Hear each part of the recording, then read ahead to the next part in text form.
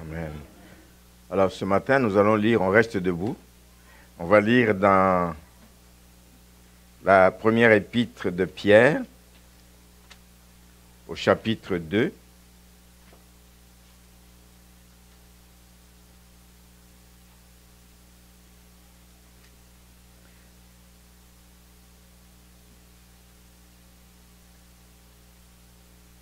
Je vais lire un bloc de versets, bien que c'est vers la fin ce qui m'intéresse. Je lis à partir du verset 4, 1 Pierre 2, verset 4. Approchez-vous de lui, pierre vivante, rejetée par les hommes, mais choisie et précieuse devant Dieu. Et vous-même, comme des pierres vivantes, édifiez-vous pour former une maison spirituelle, un saint sacerdoce, afin d'offrir des victimes spirituelles agréables à Dieu par Jésus-Christ. Car il est dit dans l'Écriture, « Voici, je mets en Sion une pierre angulaire, choisie, précieuse, et celui qui croit en elle ne sera point confus. L'honneur est donc pour vous qui croyez. Mais pour les incrédules, la pierre qu'ont rejetée ceux qui bâtissaient est devenue la principale de l'angle, une pierre d'achoppement, un rocher de scandale. Ils s'y heurtent pour n'avoir pas cru à la parole, et c'est à cela qu'ils sont destinés. Vous, au contraire, ça m'intéresse parce que ça nous parle à nous. Vous, au contraire, vous êtes une race élue, choisie, mise à part, un sacerdoce royal, une nation sainte, un peuple acquis au prix du sang de Jésus-Christ, afin que vous annonciez les vertus de celui qui vous a appelé des ténèbres à son admirable lumière. Vous qui autrefois n'étiez pas un peuple et qui maintenant êtes le peuple, vous qui n'aviez pas obtenu le peuple de Dieu, vous qui n'aviez pas obtenu miséricorde et qui maintenant avez obtenu miséricorde. Vous, au contraire, vous qui m'écoutez, vous qui êtes là ce matin, vous qui avez reconnu Christ comme Seigneur et Sauveur, vous êtes une race élue. C'est de ça que nous allons parler. Nous sommes un peuple mis à part. Le titre du message va être celui-là, mis à part pour un but, pour servir. Mis à part pour servir. Amen. Vous pouvez prendre place.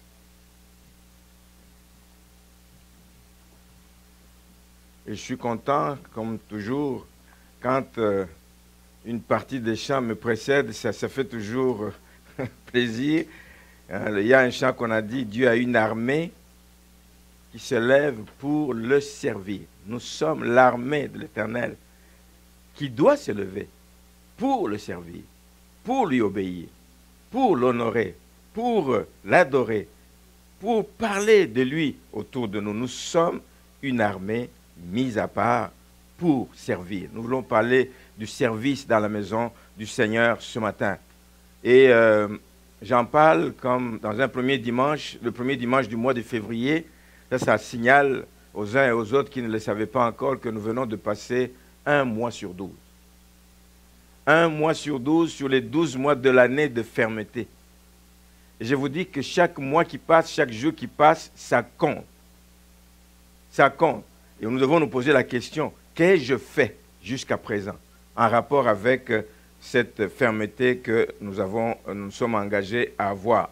Le temps passe vite, nous devons donc nous examiner chacun en ce qui le concerne par rapport à son engagement dans la maison du Seigneur.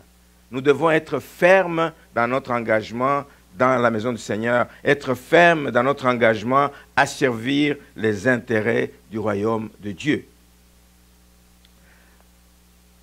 Nous n'allons pas lire le texte, mais le prophète Ésaïe parle dans Ésaïe 61, le verset 3 vers la fin. Il nous compare à une plantation de l'Éternel. Ici, on parle d'une armée, là, on parle d'une plantation de l'Éternel. Il y a tellement d'images qui sont prises pour le peuple de Dieu, mais nous sommes, d'après Ésaïe, une plantation de l'Éternel qui doit servir à la gloire. Nous sommes appelés à servir. Et il y a un travail pour lequel nous avons été appelés et il faut absolument qu'on le fasse pour que la gloire de Dieu soit élevée, pour que la gloire de Dieu soit manifeste et dans nos vies et autour de nous et dans l'Église. Nous sommes appelés à servir. C'est ça l'appel qu'il y a sur l'Église. L'Église, ça veut dire chacun de nous, appelé à servir pour que la gloire de Dieu se manifeste. Ça va sans dire que si nous voulons que l'année 2017 se termine avec un sentiment de quelque chose d'accompli, un sentiment de satisfaction pour le travail qui a été fait, un sentiment de mission accomplie. Si nous le voulons, il va falloir commencer à être ferme dès maintenant, dans les domaines où nous n'y sommes pas encore. Être ferme, je veux parler beaucoup de cet engagement à servir dans l'Église. Je vais lire un autre texte dans Deutéronome. Deutéronome, le chapitre 10, nous dit ceci. Au verset 12, Dieu qui parle donc à Israël. Maintenant, Israël, que demande de toi l'Éternel, ton Dieu? Qu'est-ce que Dieu demande de toi? Qu'est-ce que Dieu attend de toi? Si ce n'est que tu craignes l'Éternel, ton Dieu, afin de marcher dans toutes ses voies. C'est capital, un enfant de Dieu. Pour nous aussi, aujourd'hui, ce que Dieu attend de nous, c'est que nous marchions dans toutes ses voies. C'est de l'aimer et de servir l'Éternel, notre Dieu, de tout notre cœur et de toute notre âme. L'aimer et le servir. Nous allons voir que l'un ne va pas sans l'autre. On ne peut pas dire qu'on aime Dieu si on n'est pas capable de le servir. On ne peut pas non plus dire qu'on sert Dieu si on ne le connaît pas, si on ne l'aime pas. C'est impossible. Les deux vont de pair. Beaucoup de chrétiens, c'est très facile à dire dans la bouche, j'aime Dieu, j'aime l'Éternel, j'y crois et je souhaite que tout le monde le dise. Mais ça doit être accompagné d'autre chose. Ça doit être accompagné de ce service que Dieu attend de nous. Ça dit que la vie des enfants de Dieu, la vie que Dieu attend de ses enfants, la vie que Dieu attend de nous, ce n'est pas une vie de spectateurs. Ce n'est pas une vie des gens qui sont assis dans les bancs et qui sont simplement observateurs. Ce n'est pas ça que Dieu attend de nous. Ce n'est pas que Dieu attend de nous des gens qui sont là juste parce que l'Église peut prier pour eux, comme disent les gens, qui attendent, qu'est-ce que l'Église peut faire pour moi? Est-ce que l'Église peut m'aider matériellement? Est-ce que l'Église peut... Non, ce n'est pas ça l'Église du Seigneur. Ça peut venir comme une récompense, comme un plus. Mais ce que Dieu attend de nous, frères et sœurs, c'est que chacun doit se demander, qu'est-ce que je peux faire pour l'Église du Seigneur? Qu'est-ce que je peux faire pour le progrès de l'Église? Qu'est-ce que je peux faire pour que l'Église avance, pour que l'œuvre de Dieu ait un impact dans ce monde? Quand vous suivez ce qui se passe à la radio, quand vous suivez ce qui se passe à la télévision, on s'aperçoit que l'Église est beaucoup absente sur la scène publique. L'Église est absente.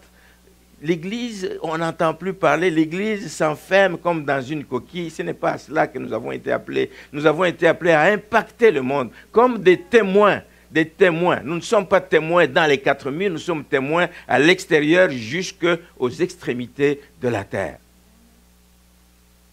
Mis à part pour servir. Ce matin, je veux qu'on en parle. Et je veux qu'on se pose du coup cette question qui est essentielle, que chacun doit continuellement se poser. Quelle est ma participation à l'avancement de l'œuvre de Dieu? Quelle est ma participation? Est-ce que je suis présent dans l'Église? Est-ce que j'apporte quelque chose dans l'Église, à part ma présence occasionnelle, ponctuelle? Est-ce que j'apporte quelque chose dans l'Église? Est-ce que je suis conscient? Voici une série de questions qu'on doit continuer à se poser. Je suis conscient de ce que Dieu attend de moi. Personne ne fera à votre place ce que Dieu attend de vous. Personne. Il y a quelque chose de spécifique que Dieu attend de chacun de nous. Et ce matin, c'est sous forme de réflexion. Quelques réflexions que nous allons faire à haute voix pour nous aider à comprendre, frères et sœurs, que le service de Dieu a des exigences. il y a des exigences. Ce n'est pas quelque chose de facile. On se lève, ok, je vais servir le Seigneur. Il y a des exigences et vous allez voir que ce n'est pas toujours facile. La première des choses que j'aimerais signaler ce matin et que l'on peut définir comme ceci, c'est que le service de Dieu est un combat. Amen. Quand tu t'engages à être chrétien, tu t'engages dans un combat. Il y a un combat parce que peut-être que toi, tu ne veux combattre personne, mais il y a l'extérieur qui te combat. Il y a des forces extérieures, il y a des forces spirituelles qui te combattent, qui veulent t'arrêter d'avancer, qui veulent t'empêcher d'agir, qui veulent te décourager dans ce que tu veux faire pour la maison du Seigneur. Il y a des forces extérieures qui se liguent contre toi. Il faut en être conscient. Il faut savoir donc que tu es un combattant. Un combattant doit être armé. Nous avons des armes. Je pensais en préparant ceci à l'époque où Néhémie, avec ses hommes, sont allés pour rebâtir la muraille. La Bible nous dit qu'ils combattaient, ils travaillaient, ils bâtissaient la muraille. D'une main, ils avaient une arme et de l'autre main, ils bâtissaient. Un enfant de Dieu doit avoir son arme. Tout à l'heure, je suis sorti de mon bureau. Je n'ai pas laissé ma Bible. Je venais de la sortir de ma valise, de ma sacoche ici. Et quelqu'un m'a dit, tu as oublié ton arme. Non, je ne peux pas oublier mon arme. C'est mon arme. Amen. La parole de Dieu, c'est mon arme. Je dois l'avoir partout où je suis. Pas juste le livre, parce que je ne l'aurai pas partout où je serai, mais dans mon cœur. La parole de Dieu habite en moi et je travaille avec cette parole. C'est une arme efficace. La Bible nous en parle dans Éphésiens, le chapitre 6. Vous le savez, à partir du verset 10 jusqu'au verset 13. Les armes du chrétien. Il faut le savoir qu'il y a quelqu'un qui ne veut pas nous voir progresser. Il y a quelqu'un qui ne veut pas nous voir rester debout. Debout dans notre engagement de servir, debout dans notre engagement de chrétien, debout dans notre engagement de témoin de Christ. Il y a quelqu'un qui ne le veut pas et je n'ai pas besoin de citer son nom, vous le connaissez. Amen. Quand on vient dans la vie chrétienne, on embarque dans un bateau. Mais ce n'est pas comme un bateau de plaisance. Ce n'est pas comme un bateau de croisière. Ce n'est pas comme un bateau où vous êtes sûr de faire réellement un bon temps, vous n'avez à vous occuper de rien, et il y a un équipage qui s'occupera de vous. Ils sont payés pour ça. L'église, ce n'est pas comme ça. Vous ne venez pas à l'église pour que des gens prient pour vous, des gens vous portent dans la prière. Oui, ça fait partie de notre obligation, mais ce n'est pas le but pour lequel vous venez. Nous venons plutôt dans un bateau où nous sommes appelés à combattre. Dans les navires de guerre, tout le monde combat. Tout le monde. Celui qui est, il doit savoir tirer, il doit savoir manier. Vous ne savez pas d'où l'ennemi viendra, donc vous devez savoir manier les armes. Tout le monde. L'église, ce n'est pas un côté ceux qui servent, de l'autre côté les fidèles qui sont assis et qui attendent. On a prié pour moi, j'attends la bénédiction. Ce n'est pas ça que nous sommes appelés à faire. Nous sommes appelés à un service qui est un combat. Nous sommes plutôt dans un bateau, nous sommes dans une guerre où chacun est appelé à combattre. Chacun qui est appelé à combattre doit s'exercer au combat. Amen. Et doit savoir que l'ennemi viendra, évidemment, aussi de n'importe quel côté. Nous devons servir avec la parole de Dieu, les âmes, les dons spirituels que Dieu nous donne. Tous ces éléments sont là pour que nous servions, avec les dons et les talents aussi. Amen. Savez-vous que la louange, c'est une arme puissante. Amen. Vous qui chantez dans la maison du Seigneur, même si vous ne savez pas chanter, quand vous êtes dans les combats, louez le Seigneur. Louez le Seigneur. Amen. Nous avons tout à notre portée pour combattre. Pour combattre. Merci Seigneur. Donc nous ne voulons pas dans l'église, d'un côté, l'équipage, de l'autre côté, des gens qui sont comme des passagers, mais nous voulons qu'ensemble, nous nous tenions la main par la main comme des vrais soldats de Christ. Les soldats de Christ ne veulent pas voir un soldat qui reste en arrière parce qu'il peut être attrapé par l'ennemi, même s'il est blessé, même s'il est malade, même si quelque chose lui arrive, une balle l'a atteint quelque part, on prend le soin de le ramasser et de l'amener avec soi. La main dans la main. Merci Seigneur. Et c'est ça qui a fait la force de l'Église primitive. On va lire dans le livre un verset que vous connaissez tous, dans le livre des Actes des Apôtres, chapitre 2. Je vais lire les versets 40 et suivants. Acte 2. Je vais lire à partir du verset 41. Ceux qui acceptèrent sa parole furent baptisés et en ce jour-là, le nombre de disciples augmenta d'environ 3000 âmes. Alors, le verset 42 nous dit ce qu'ils faisaient. Quand ils embarquaient dans ce bateau, quand ils étaient enrôlés dans cette armée, qu'est-ce qu'ils faisaient?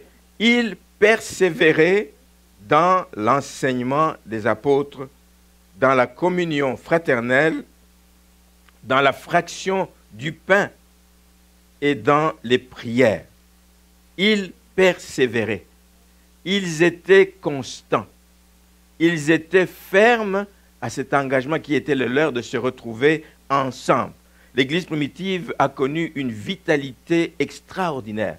L'Église primitive a connu une vitalité remarquable parce qu'ils ont persévéré, parce qu'ils ont été fermes, parce qu'ils comprenaient ce que Dieu les appelait à devenir, à faire, à servir, et qu'ils devaient donc s'équiper.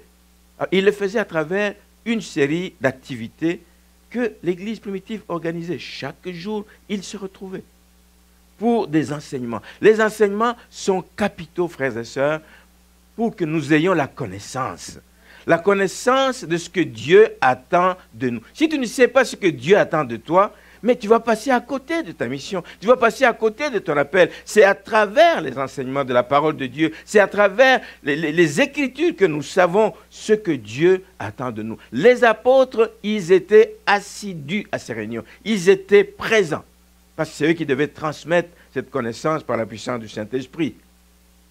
Les apôtres étaient présents, mais les croyants étaient là aussi. On ne va pas se retrouver un jour dans l'église avec une soirée où il y a un enseignement et puis il n'y a que 2 personnes qui viennent.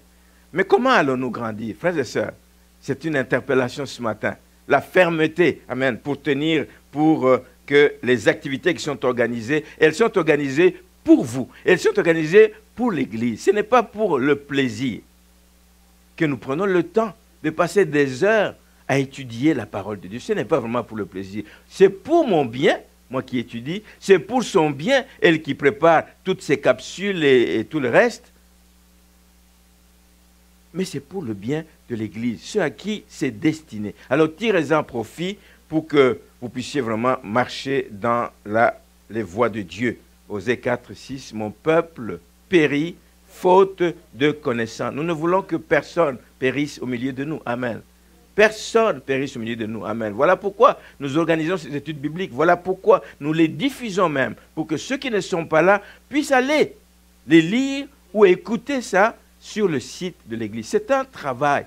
C'est des heures que Nicole passe. C'est des heures que Daniel passe, Lorraine passe, que je passe à préparer ça, corriger, mettre en forme, descendre ça sur le site. Pensez-vous que c'est pour rien que ça se fait? Mais Dieu merci. Si même on n'a pas d'écho, des gens qui lisent ces capsules ou qui écoutent ces messages qui sont mis sur Internet, mais nous avons des échos d'outre-mer. D'outre-mer. Frères et sœurs, je reçois comme ça des flashs des gens. Vendredi, j'étais à Chambly. Je vois un monsieur que je ne connais pas, qui n'est pas de cette église. Il vient de Farnham. Je ne sais pas c'est quel côté, en tout cas. Et je dis, ah oui, vous venez d'où? Il dit, je suis agriculteur à Farnham. Et bah, c'est mes parents, mes grands-parents qui étaient... Il dit, mais je vous connais. J'ai dit, mais vous me connaissez où? Ici, sans doute. Il dit, non, c'est la première fois que je vous vois ici. Mais je vous ai vu sur, je ne sais pas si Internet, YouTube, peu importe. Et j'ai écouté vos messages et ça me bénit. Quand je dis vos messages, c'est les messages que tout le monde ici qui prêche apporte. C'est les messages qui sont... C'est des gens qui écoutent les capsules, ils disent, écoutez, mais si je n'avais pas ces capsules, qu'est-ce que je serais devenu?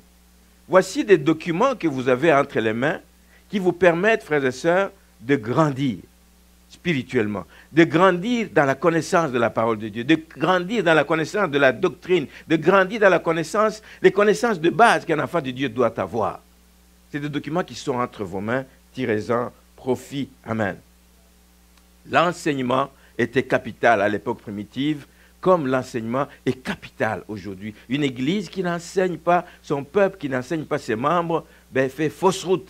Fait fausse route. On ne peut pas juste se contenter d'être rassemblés ici le dimanche, le mercredi, le vendredi, se réjouir quand la louange est bonne et tout, et puis ça s'arrête là. L'enseignement est capital. Nous insistons, frères et sœurs, que nous puissions grandir. Et c'est destiné à tout le monde. Je l'ai dit, moi-même, quand je prépare ces études, je suis plus que béni.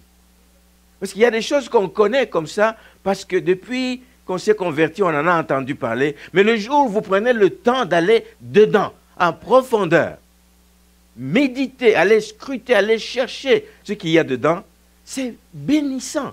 Alors je vous en prie, faites-le, faites-le, parce que nous avons une mission. C'est pour ça que vous avez été mis à part, pour être enseigné et aller loin. Amen. Gloire à Dieu. Merci Seigneur. La Bible nous dit qu'il persévérait aussi dans la communion fraternelle. Mais la communion fraternelle, c'est à quelle occasion? Nous l'avons quand nous allons dans des fêtes, nous l'avons quand un frère, une sœur organise quelque chose chez lui à la maison, nous l'avons quand on organise un baptême, nous l'avons au moment des agapés qui sont organisés périodiquement ici dans l'année. Ce sont des moments importants. On n'est pas là juste pour manger, on n'est pas là juste pour reconnaître que ce gâteau-là était succulent. C'est pas... On est là pour communier, on est là pour nous rapprocher, on est là pour nous connaître. On est là pour nous donner la main l'un à l'autre. Frère, sœur, je suis avec toi. Je ne te connaissais pas assez, mais le fait que nous ayons partagé, c'est pour ça que j'encourage. Au moment des agapés, quittez votre table. Laissez un peu votre époux, votre épouse. Allez vous asseoir avec d'autres personnes avec lesquelles vous n'avez pas l'habitude de vous asseoir. Jasez avec eux. Apprenez à les connaître. Vous allez pouvoir les aimer mieux. Vous allez pouvoir mieux prier pour ces personnes. Merci Seigneur pour ces moments d'agapé. Je prie que nous puissions en tirer le meilleur profit. Quand on se connaît, on peut se stimuler. On peut s'encourager. Je peux avouer à mon frère, je peux avouer à ma soeur, moi je n'arrive pas, j'ai cette faiblesse. Je te promets, je vais commencer à t'appeler. Je vais commencer à t'appeler une fois par semaine. Je vais commencer à prier avec toi de temps en temps. La communion fraternelle. On crée des relations. Nous ne pouvons pas servir de manière dispersée. Nous sommes un corps. Nous sommes un corps. Hein? Mon frère fait partie du corps. Ma soeur fait partie du corps. Nous sommes un et nous devons travailler ensemble. Il faut donc nous connaître, d'où l'avantage et l'intérêt de cette communion fraternelle pour s'encourager réciproquement. Et laissez-moi vous dire qu'on en a besoin. Oh, je sais que j'ai passé par moments dans ma vie des temps difficiles où tu es presque au bord du découragement à cause de ce que tu vis, à cause de ce que tu vois. Quelqu'un est venu, il m'a relevé. Amen. On peut aller être relevé par la parole de Dieu, oui, mais nous avons aussi des frères, des sœurs que Dieu a mis à nos côtés pour nous relever. Pour que nous puissions servir, nous devons nous préoccuper les uns des autres, d'où l'avantage de cette communion fraternelle. Il passait du temps à la fraction du pain, la table du Seigneur, la Sainte Seine, comme nous faisons ce matin. Encore, ce n'est pas une habitude fortuite, comme ça que nous faisons, de le faire une fois par semaine, mais c'est une fois par mois, mais nous le faisons parce qu'il y a un but que nous poursuivons. Le but que nous poursuivons en organisant ce moment de Sainte Seine une fois par mois, c'est pour nous éveiller.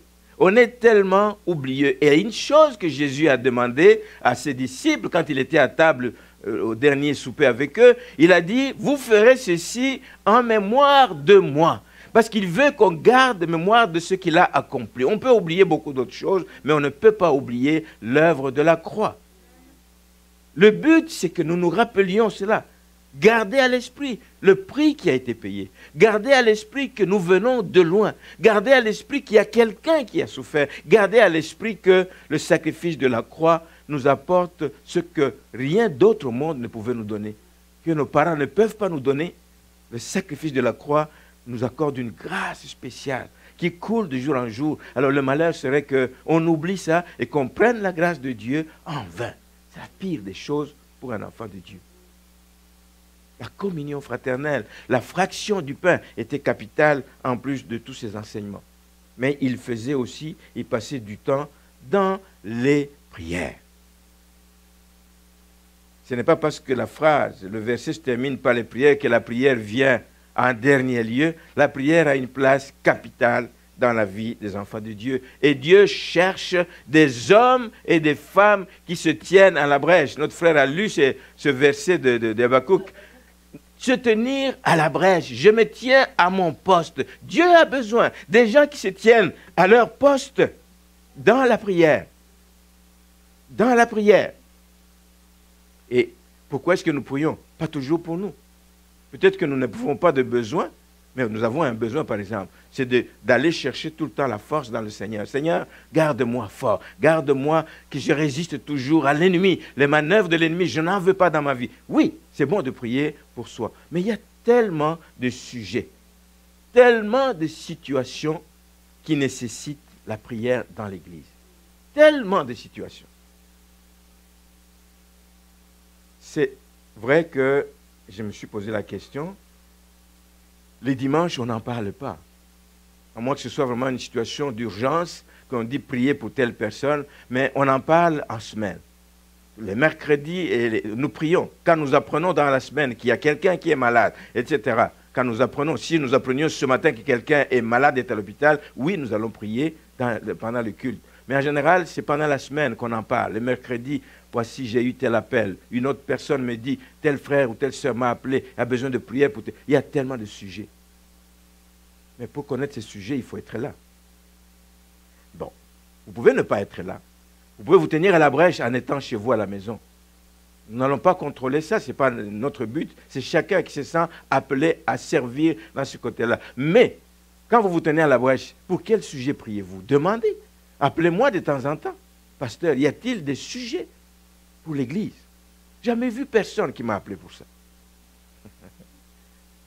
Ceux qui sont là le mercredi, le vendredi, connaissent les sujets et partent à la maison, prient, peut-être les partagent avec d'autres frères et sœurs, mais demandez les sujets de prière.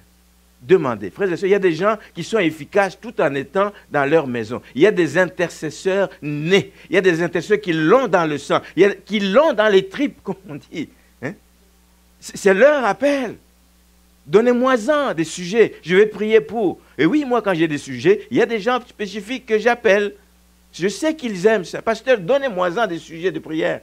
Si vous en voulez, appelez-moi de temps en temps. Je vous donnerai aussi des sujets de prière. La prière est importante. Il y a des gens qui sont malades. Nous avons nos autorités, frères et sœurs. Regardez tout ce qui se passe autour de nous. Les autorités ont besoin qu'on les porte dans la prière pour qu'ils ne prennent pas n'importe quel type de décision. Qu'ils ne mettent pas en péril la vie des gens pour des décisions légères. Qu'ils soient fermes, eux aussi. Qu'ils soient fermes dans les décisions qu'ils prennent. Nous avons besoin de prier pour la jeunesse. Je parlais avec mon épouse il y a quelques jours. On regardait un peu le parcours de l'Église, les problèmes qu'il y a eu dans la jeunesse de l'Église. Et je me suis demandé, est-ce qu'on porte assez la jeunesse de l'Église en prière? Ils sont exposés. Ils sont une proie facile à l'ennemi. Mais on doit les porter continuellement dans la prière pour qu'ils résistent et qu'ils ne tombent pas dans le piège de l'ennemi. Nous devons prier pour les couples. Tout semble beau à l'Église. Mais nous ne savons pas toujours ce qui se passe. De temps en temps, on peut avoir des flashs, mais on ne sait pas ce qui se passe. Prions pour les couples. Quand un couple se divise, c'est un gros choc pour les enfants. C'est un gros choc. Même pour l'Église, c'est une perte, parce que c'est une force qui se disloque. Un couple est une force, même pour la nation. Une nation faite que des familles recomposées, je ne sais pas ce que ça va donner à la longue. Prions pour les couples. Prions pour les couples de l'Église, que le Seigneur les garde fidèles l'un à l'autre. Amen. Une Église qui ne prie pas ne peut pas triompher. Et nous voulons triompher. Et nous voulons avoir régulièrement des sujets de louange, des sujets de témoignage. Et nous voulons avoir, Seigneur, waouh, merci pour ce que tu as accompli. Et ça vient parce que les gens sont sur leurs genoux. Parce que les gens portent cela à cœur. Donc le premier aspect que je voulais dire, c'est que le service de Dieu est un combat. S'il est un combat, et c'est la deuxième réflexion que je veux qu'on fasse ce matin, c'est que le service de Dieu exige donc de sacrifier des intérêts personnels au profit des intérêts de la communauté. On ne peut pas toujours vivre pour soi. À un moment donné, Dieu nous bénit pour que nous soyons nous-mêmes en bénédiction à la communauté, à notre groupe, à notre Église. Nous sommes en train d'étudier depuis quelques semaines l'épître de Paul aux Philippiens. Et au chapitre 2, nous avons commencé à lire au verset 2, ceci. C'est Paul qui s'adresse donc aux Philippiens de dire « Rendez ma joie parfaite, ayant un même sentiment, un même amour, une même âme, une même pensée. » Pour que nous arrivions à cela, ça veut dire, en résumé, on peut dire « Ayez le même objectif, regardez la même direction, vous vous battez pour la même cause. » Pour arriver à cela, il va falloir que tu lâches un peu de toi. Amen.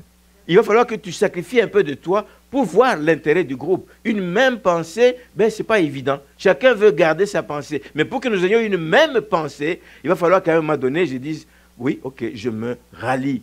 Je me rallie à ce point de vue de la communauté et je marche dans cette... Voici ce qui va faire la force de l'Église. Voici ce qui va nous permettre à chacun et à l'Église de servir selon ce que le Seigneur attend de nous.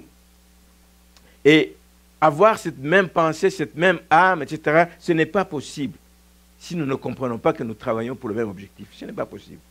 Ce n'est pas possible, frères et sœurs, de faire un choix d'ensemble si, quelque part, il y a des gens qui n'acceptent pas de baisser le ton et de dire, maintenant, je vais regarder les intérêts de la communauté. Amen.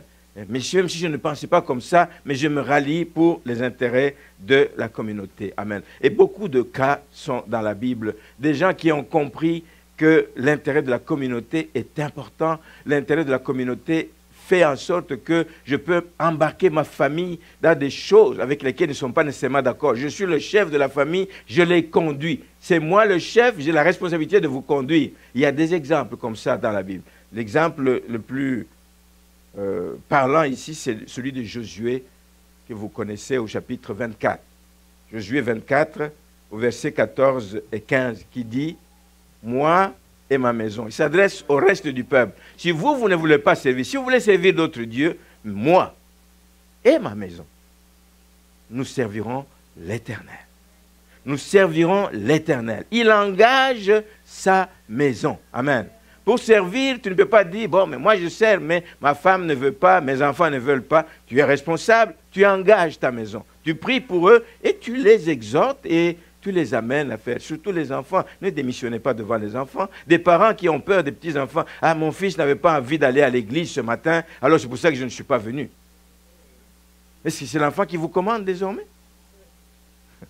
Les enfants rois? Non, ce n'est pas ça.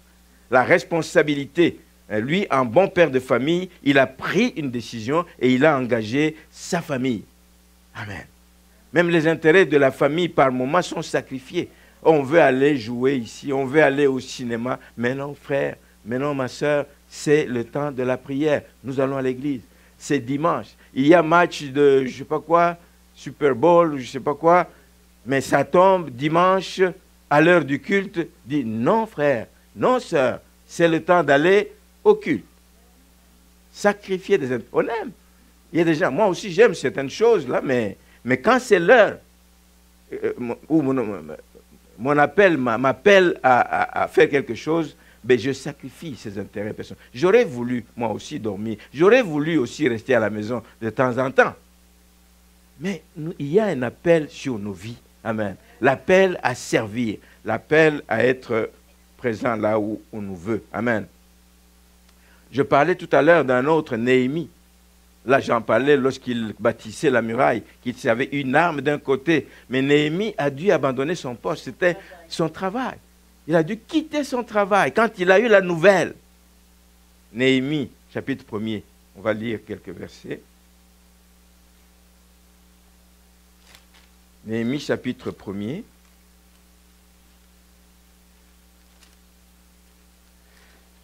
Nous lisons donc Néhémie, chapitre 1er. Je vais lire le verset 3.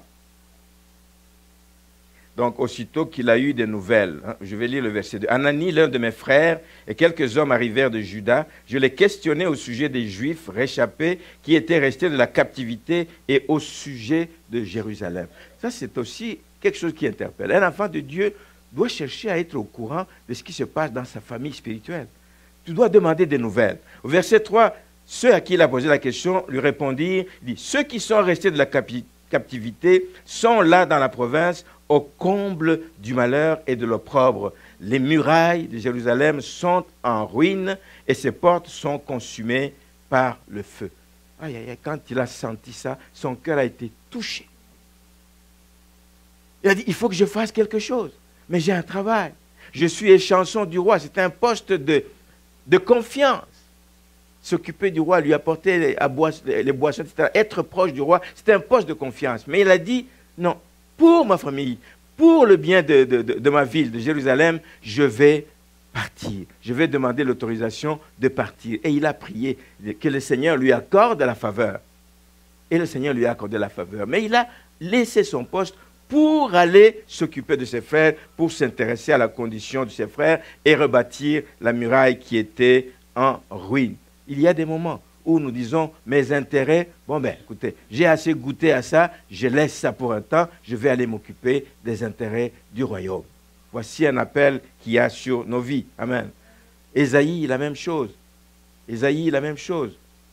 Un homme qui a été appelé, comme d'ailleurs les autres prophètes, appelé à une mission difficile d'annoncer les ravages d'un pays. Ce n'est pas toujours facile que Dieu vous envoie pour aller annoncer des situations de malheur aux autres. Mais c'était ça son appel. C'était ça. Je cherche qui envoyer.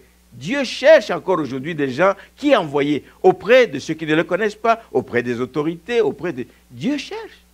Pouvez-vous répondre comme Ésaïe? Me voici, envoie-moi. Je suis disponible. Je suis prêt à tout laisser, tout ce que je faisais. Je suis prêt à tout laisser, mon travail séculier. Je suis prêt à tout laisser. Me voici, envoie-moi. Voici l'appel qu'il y a sur nos vies à servir. Mais pour que nous puissions servir, il va falloir que nous puissions sacrifier par moments nos intérêts personnels. L'exemple de Paul, je ne peux pas vous citer les exemples. Voici quelqu'un qui a dit dans ses épîtres que Christ est ma vie. Chapitre 1er, verset 21. Christ est ma vie et la mort m'est un gain. Il va jusque-là. Je suis prêt à mourir. Effectivement, il n'a rien ménagé. Il a voyagé dans des conditions difficiles pour les intérêts du royaume. Les siens sont passés en seconde position. Pourvu que l'évangile avance, pourvu que j'aille là où le Seigneur m'appelle. Amen. Christ est ma vie, qu'il en soit de même pour vous. Lui, il était prêt à mourir, évidemment, et c'est ça la particularité de tous ces martyrs que vous connaissez, les gens qui sont morts. Vous savez, ce n'était pas facile, on nous en a parlé vendredi. Hein? Quelqu'un a dit, on dit, renie, quasiment en d'autres termes, renie ton Dieu et puis tu vas être libéré. Il dit, mais ce n'est pas possible. À mon âge, à 80, toutes ces années, j'ai reconnu le Seigneur, c'est mon Dieu. Il dit, comment puis-je? Non, mais si tu ne fais pas ça, on va te tuer, on va te brûler. Allez-y, vous savez, ça va durer 1 heure ou des choses comme ça et puis je serai mort. Mais par contre, moi, je sais où je vais après ça. Je sais où je vais après ça. Mais vous, par contre, vous restez ici, mais vous savez que vous allez brûler un feu qui ne s'éteindra pas. Oh là là, quand il a dit ça, le pasteur, j'étais prêt à mourir. Prêt à mourir. Alors, puissions-nous, je vais m'arrêter là, puissions-nous, nous aussi, être une église qui privilégie les intérêts de Dieu. Soyons prêts à privilégier les intérêts de Dieu, prêts à faire sa volonté. Peu importe ce que ça va nous coûter, peu importe les circonstances et les difficultés que cela peut représenter. Ce n'est pas facile le travail de Dieu, je le dis et je le répète toujours, mais nous devons nous rendre disponibles selon la volonté du Seigneur. Le dernier point que je vais aborder, et c'est là-dessus que je vais terminer, c'est que le service de Dieu est une preuve de notre amour. Rappelez-vous, on ne va pas le lire dans Jean chapitre 21, quand Jésus parlait avec Pierre. Pierre, m'aimes-tu? 3 fois, Pierre, m'aimes-tu? Qu'est-ce qu'il lui disait? Paie mes brebis, paie mes agneaux, paie mes brebis. Occupe-toi-en. S'occuper des brebis, c'est un travail. s'occuper des brebis, c'est un travail. Tu ne peux pas dire que tu aimes Dieu si tu n'es pas capable de t'occuper des brebis du Seigneur. Il faut les paître. Les paître, oui, souvent on va dire que c'est les nourrir, c'est ce qu'on va dire. Non, mais si vous lisez dans le texte d'Ézéchiel et autres, quand il s'en prend, dans Ézéchiel 34, qui s'en prend aux bergers qui se paissent eux-mêmes au lieu de paître les brebis du Seigneur, on montre qu'il faut les soigner, il faut les accompagner, il faut veiller qu'elles ne tombent pas dans un trou. C'est tout ce temps. Il y a diversité de tâches dans la façon de paître les brebis. Je ne vais pas m'attarder là-dessus. Si vous aimez le Seigneur, vous allez vous occuper de ces brebis. Ces brebis, c'est ceux qui forment la maison du Seigneur, c'est ceux qui forment l'Église. Servir Dieu, pour que ce soit bénéfique, que ça paye, il faut le faire avec joie. Même quand c'est difficile, même quand les brebis vous donnent des coups, même quand les brebis sont rebelles. Servez le Seigneur avec joie, nous dit le psaume 100, verset 12. C'est aussi donc servir en se disposant par rapport aux attentes de Dieu. Et c'est ça la chose la plus importante. Un enfant de Dieu, tu ne sers pas selon ta propre vision, tu ne sers pas selon ta propre volonté, tu ne sers pas selon tes désirs, tu ne sers pas parce que ça me convient. Tu sers parce que Dieu te le demande. Et il faut le faire avec joie. Donc notre ouverture, nos bonnes dispositions de cœur, c'est ça qui va faire la différence et qui va nous aider à aller réellement dans notre appel. Il faut être ouvert à l'action du Saint-Esprit. Il faut être ouvert à ce que Dieu veut nous demander de faire. Amen. Paître les brebis, ce n'est pas seulement enseigner, comme je disais, ce n'est pas seulement conduire dans la louange, ce n'est pas seulement s'occuper de l'école de dimanche. Ça fait partie, mais il y a bien plus. Et ce que je voudrais demander à l'Église, c'est de s'engager, frères et sœurs, de vous engager là où le besoin se fait sentir dans la maison du Seigneur. Alors il faut ouvrir les yeux, il faut ouvrir les oreilles. Quand vous entendez quelque chose qui ne va pas, on cherche depuis longtemps des hommes, des femmes, des jeunes qui vont s'engager dans différents secteurs, mais c'est ce qui fait difficile, c'est ce qui est difficile. Donc, servez là où le besoin se fait sentir, servez là où vous pouvez être utile, servez là où vous pouvez être efficace, afin que les brebis du Seigneur ne manquent de rien. Quelques exemples de secteurs où vous pouvez servir, je l'ai dit tantôt, l'intercession. Nous avons besoin d'une équipe sur laquelle nous pouvons compter. Amen. Quand il y a un problème quelque part, on appelle. Ce n'est pas le Jérémie 33.3, mais nous avons un numéro aussi que nous appelons à ce moment-là, qui déclenche des hommes et des femmes qui se mettent en prière. Amen. Nous avons l'intercession. Nous avions, et nous le faisons, mais à titre individuel, mais prier pour préparer le culte. Vous savez, vous voulez qu'en venant le dimanche, le culte soit bénissant. Est-ce qu'il y a des gens qui préparent ça à la maison?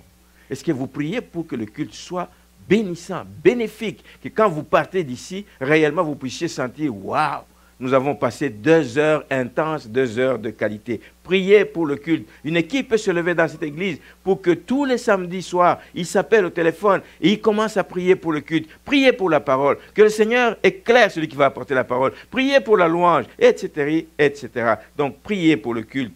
Les tâches administratives, nettoyer le temple. Nous avons des hommes et des femmes qui le font.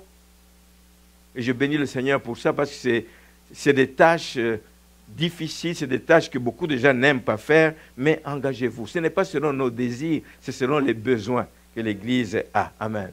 Lors des agapés, j'en ai parlé ici, on a souvent des problèmes pour ramasser des poubelles. On les ramasse, effectivement, on nettoie, mais on met tout ça dehors. Mais vous savez que nous avons un problème avec les gens d'en haut et tout ça. Donc peut-être qu'il va falloir que des gens se donnent cette obligation, que chacun amène un sac dans sa valise pour aller mettre chez lui, et puis voilà. C'est un problème en moins que nous avons. Sinon, il faut demander à quelqu'un qui. Avons-nous un, comment on les appelle? Un concierge? Nous n'avons pas de concierge. Et c'est tout le temps des problèmes avec le propriétaire, avec les gens d'en haut. Hey, on a occupé notre bac. Engagez-vous de ce côté-là. C'est un travail aux 3 mois. Y a-t-il des sacs poubelles? Y a-t-il des sacs de vidange que je dois amener chez moi? Faites-le. Ça fait partie du travail. La cabine de son. Nous cherchons depuis longtemps des gens qui vont s'occuper de ça, Nicole, qu'elle ait le temps aussi de louer le Seigneur comme nous dans les bancs. Dimanche après dimanche. C'est elle qui est derrière. Et ça ne dit rien à personne. Prenez le temps de vous poser cette question. L'accueil aussi, on perd quelques plumes depuis un certain temps, mais on a besoin de renforcer cette équipe de l'accueil et on a besoin encore des gens qui s'engagent au niveau de l'école du dimanche, de la pouponnière et tout cela. Mais je vais vous dire que le travail n'est pas facile parce qu'il y a des exigences. Et l'exigence pour ce type de travail, c'est d'être régulier. Je n'aime pas m'engager à quelque chose et je ne suis pas régulier à mon poste. Être régulier, être ponctuel, être fiable, une personne de confiance. On sait que tu as été cédulé, c'est ton tour, mais c'est ton tour, sois là. Si tu sais que tu ne vas pas être là, il t'appartient de prendre des dispositions la veille pour que quelqu'un d'autre te remplace. Mais pas nous laisser devant une surprise. On sait que c'est elle. Non, frères et sœurs. L'engagement auquel nous sommes appelés, nous avons été mis à part pour toutes ces choses. Voilà donc une série d'engagements qui ne sont pas liés à l'âge. Je le disais tout à l'heure en parlant des enfants, même les tout jeunes peuvent servir dans la maison du Seigneur. Amen. Samuel, c'est un bel exemple qui nous a été donné. Maintenant, les personnes qui sont avancées en âge, ce n'est pas non plus une excuse, frères et sœurs, parce que c'est possible de servir le Seigneur, même à l'âge avancé. 60 ans, je sers le Seigneur. 66 ans, je sers le Seigneur. Et je servirai le Seigneur jusqu'au moment où... Mais par contre, je peux changer de camp. Je peux changer de job. Si je ne suis plus capable de me tenir debout pendant 1 heure à prêcher, frères et sœurs, ou bien je prendrai une chaise, ou bien quelqu'un d'autre prêchera, mais moi je vais m'engager dans autre chose dans l'église. Peut-être je serai dans l'intercession, peut-être que je serai... Je ne sais pas. Amen, amen, amen, amen.